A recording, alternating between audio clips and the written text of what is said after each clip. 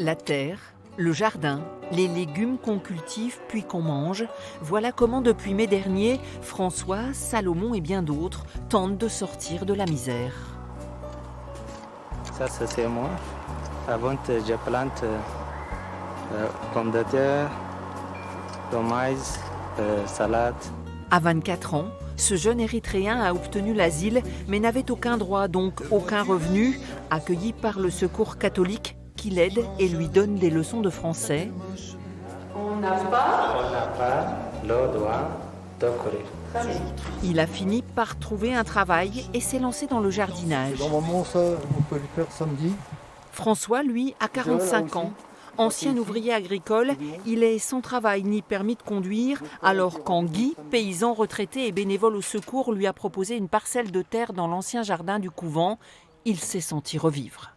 Qu'est-ce qu'il me reste à la fin du mois quand j'ai tout payé mes charges? Il me reste à peu près 200 euros. 200 euros divisé par 30 jours, ça fait que 6 euros. Alors c'est pour ça qu'aussi, économiquement, je suis venu, c'était pour faire mes propres légumes. Comme ça, on n'est pas assisté. C'est le fait de ne pas être assisté. C'est important pour le moral, ça.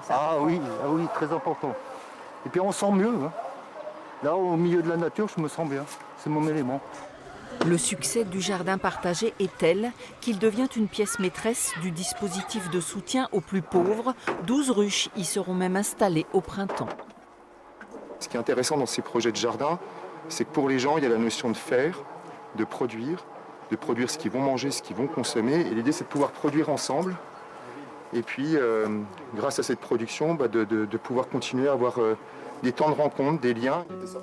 Des liens et de l'aide, simplement pour survivre. C'est ce qu'est venue chercher Patricia au Secours catholique, à bientôt 62 ans, et après une carrière en dents de scie et des soucis de santé, elle compte sans arrêt et pour tout.